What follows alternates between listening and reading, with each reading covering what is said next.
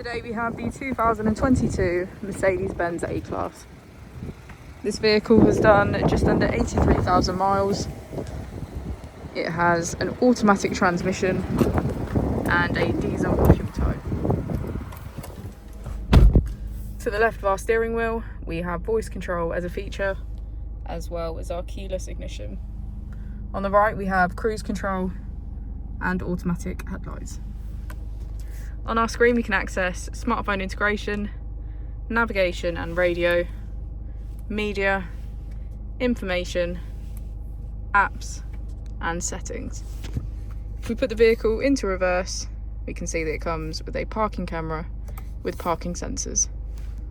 Just below, we have our AC with heated seats on either side.